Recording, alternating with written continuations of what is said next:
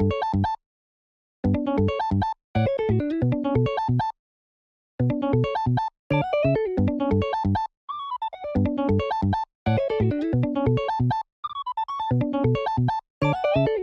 yo, yo, what is up, ladies and gentlemen? Good to see you again. And we just played in the Treasure Cup yesterday, online Treasure Cup, and that was a lot of fun. I gotta say a massive shout out to a lot of the opponents that I played up against, because there were so many cool people and like a lot of fans of the channel, but also just absolutely down to earth individuals. I'm so happy that I got to meet a bunch of people, but also got to just, you know, have some chats with, you know, couple of different peeps. It was awesome.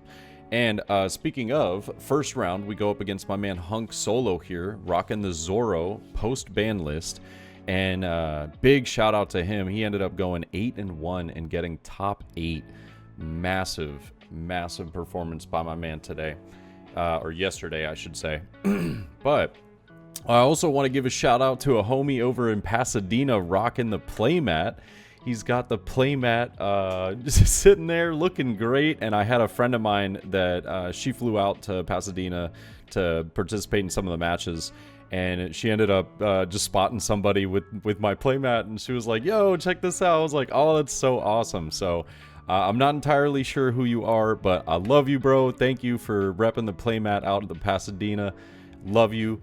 And yeah, if you guys do want to pick up one, we got them at TheLuffyTCG.com. Just throwing it out there. But into the first round, I end up rolling a 3. I think he ends up winning the dice roll on that one and gets a, what was it? I think he takes first, if I'm not mistaken. I'm pretty certain he took first. He might have taken second, but Zoro in this matchup just wants to be really aggressive, and especially post ban list, you know, just with not being able to search out a lot of the defensive cards. Just yeah, just be aggressive and swing face as much as possible. And let me tell you, I remember I felt the pressure in this matchup. It was very real.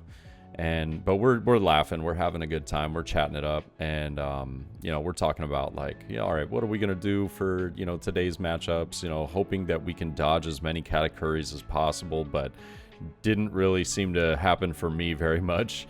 I ended up getting an absolute ton of Katakuri matches, but they were still fun nonetheless. Everybody was really cool, and yeah, we get into this first round right here though.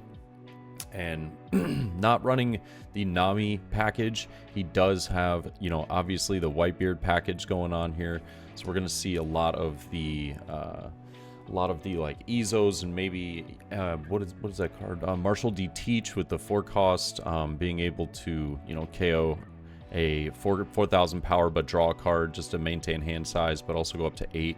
He passes first turn, so I'm pretty happy about that. I get brand new on board, and I don't really have to deal with him potentially having a Izo on turn 1, but we do trash 2 10-cost Kuzans and pick up the Isho here. A little bit of a forced search, not the most spectacular first brand new search that I was looking for. But we see him on turn 2, resting 3, playing Zoro, swinging 5. I will counter out with Bartolomeo. That actually ends up being very important in this matchup, that I used Bartolomeo. Spoiler alert, I have very little counter power in my hand. I ended up drawing into a whole bunch of nada. And I decided to go 7 here into the Zoro and see if he would defend it, or if he would just, you know, allow the card to go. I maybe should have, in hindsight, went 9, or I should have just went 4 for the Kuzan. I had a Kuzan in hand at this point in the game, and just going up 1 and then getting a card out of hand by swinging 5 into Zoro definitely would have netted me a lot better of a situation. I would have had a body on board, and I would have been able to do a little more. But yeah, he's going to have 5 Dawn this turn. He could be really aggressive here and, you know, swing into life with leader for like 6, try and pull a 2k out. But he probably won't do that, considering I do have 2 up. You know, there's a possibility of Shockwave. Leaving him with 4 cards in hand, though, does make me feel like, you know, hey, all right, we're not too bad off right here if we take 2 life, but still not ecstatic about it. Yeah. and he's just taking some time to think about, like, all right, do I want to play bodies to the board this turn, or do I want to be really aggressive, swing 7? He could get a 7 and a 9k swing to life here. Attach 1 to lead, attach 1 to Zoro, 7, and then 9 with lead, and I'm probably going to have to take both. I could counter out of one of them using the impact wave, but I don't really think that's going to be all that helpful. But we end up seeing just a 9k with Zoro. I'll take that, and then a 7k with lead. And yeah, now I'm like, okay, I really don't have counter power in hand. I don't know if I want to take this life, so I decide to use the shockwave. He was like, oh, do you want to KO the Zoro? And I was like, bro, I wish. It's only active characters. Didn't want to do my man dirty and be like, yeah, get rid of the Zoro. So shockwave is super cool had he not swung with the Zoro first, but you know, never lucky, I guess. And now I'm considering whether I want to go 5 to life or 5 to Zoro here to pull a card from hand and then play Sakazuki. But I definitely need to eventually get him into a KO position. So I think I choose to go life here if I'm not mistaken. Yeah, so I do get him down to 4 life. And then, oh, I rest 1 for Greater Eruption. Oh, and then I think I play the 5-cost Garp instead of the Sakazuki. I was like, you know what, maybe I can play this instead because I'm trying to get a little bit of counter power in hand. I do trash another 10-cost Kuzan though to get rid of that Zoro, and he might swing big into the Garp here, or he might just go for life and continuously pressure me. I don't think it would be bad to just go to life because, you know, then if I do want to use Garp, it's realistically just gonna have to be trashing cards out of my hand every single turn, which, you know, it's not the worst thing in the world, but definitely not the best. So we will see 7 to life, it's looking like. And I don't think there's any way we don't take this. So yeah, we're just going to have to. That Bartolomeo ended up being like the 2k counter that I drew into early on in this match. And since that card was trashed, that's why I was mentioning that it was pretty relevant. And now we do have that Isho in hand that we picked up, but I want to try and get as much out of his hand. He's only got 5, I believe, in hand at the moment.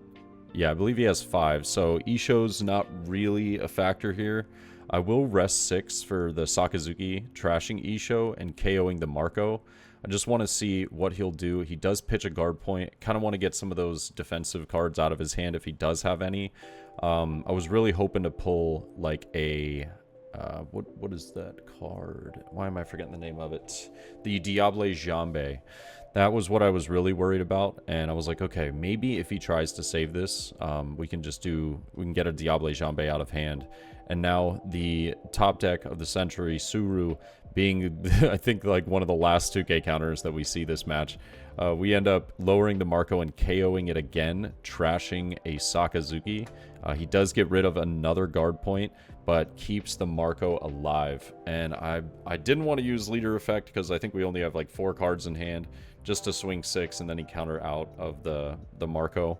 But I did do a little bit of what my objective was to whittle down his resources, get some of those events out of hand. Unfortunately, not the one that I was looking for, but it does make me feel like, okay, he either doesn't have it in hand or he really saved it, and I do have to be pretty careful. We will see 7k, and I get a Tashigi and a Sengoku to counter out of that, leaving us with 2 cards in hand. And I'm pretty certain that these were, I'm pretty certain one of them was like a 10 cost, or maybe it was a Shanks. I can't remember. But we'll see another Zoro coming down for a 7k at life. Just going to take this one. And I think he attaches 3 here and just swings 9 to life, potentially, leaving 1 active.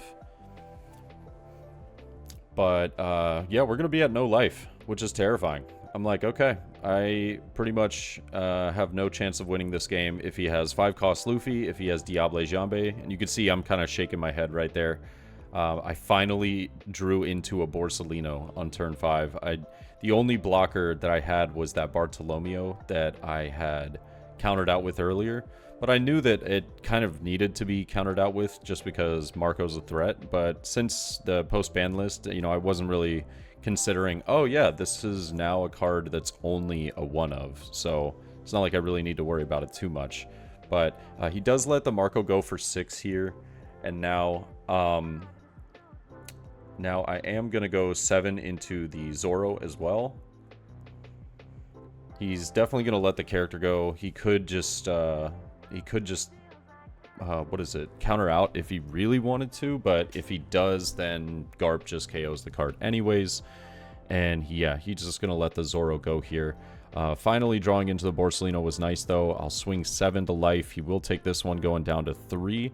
And now I can finally play 2 Borsalinos. One I top decked, one I got in my last life. So pretty handy to see those, but just a little late in the game. Yeah. And now with him being at 10 Dawn, Rush Luffy is pretty much game, as well as Diable Jambe. That's pretty much game. But if he doesn't have it, you know, then we might be in a spot that we could potentially win here. It's just going to boil down to what he does have. But we'll see a 9k at life. I do block with Borsalino. This makes me feel really good in this situation. He does rest 4 for the Teach, though, and then rest 1 for the Gordon. He wants to get 2 bodies on board so that the odds of me being able to KO both of them are pretty low. And I can use Garp, obviously, to get rid of the Teach, but that's really the bait so that he has the Gordon for a second swing the following turn. So he's basically banking on the fact that I didn't draw into a second blocker. And now this kind of gives me information, though, that he doesn't have the, you know, the necessary cards to get the win here. And I play Kuzan to draw into a card. I wanted to see if there was something I could get that didn't have counter power, and I could maybe use Garp's effect to just trash that card. And if I'm not mistaken, I think Kuzan ended up top decking another 4-drop Kuzan. So I'll use that Garp effect to KO the Teach here. But we're slowly getting back into this match. It's been a long battle.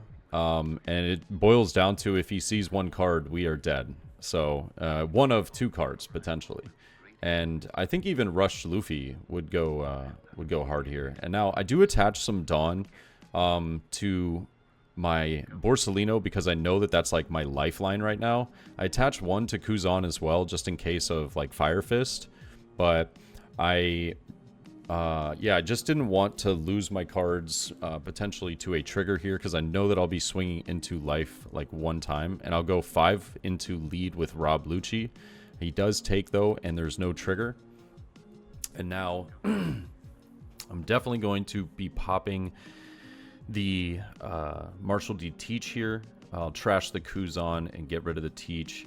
No leader ability because, you know, we're only at 1 card in hand, and nor would we want to do that in this situation. Or are we at 1 card? I think we actually might be at 2 cards. I think I might actually... No, I'm at 3 cards. Yep, see, look, I just fanned it out. 3 cards. And I choose to pass. I didn't swing with Sakazuki because I didn't want to potentially give him the out. He needed a 5-cost Luffy or a Diable Jambe there, and I was like, I would shoot myself in the foot if I gave him one of those cards off of swinging at life. So I just decided, like, hey, you know what? If I don't give it to him and he's got to go for game here, then I might have a chance on the clapback to get the game. And also my camera, I use my phone as my camera in the top right. Unfortunately, I forgot to plug in the battery. I just forgot to plug in the charger to it. It goes out here. It just ended up dying. I think it was at like 16% when I started it. I just meant to put it on the charger. But yeah, he's got 10 Dawn to work with, well 9 after attaching 1 to the lead. I know that with Gordon, I have 2 active. I have, you know, the possibility of Shockwave and some other counters in hand. And just going over the math in my head, I was thinking like, okay, 5-cost Luffy can get to I believe it was 11K, and I can get out of that. But I don't think I can get out of it if he, you know, it really just depends on how he goes about it. Like if he just swings 6 with leader, then I would be blocking the with Borsalino. If he went 6 with lead, but then decided to go like Makino onto Gordon and then attaching the rest of the Dawn, I think that he might have got me with the bluff. He might have got me with the game. But I can't remember exactly what we would have had for counter power here.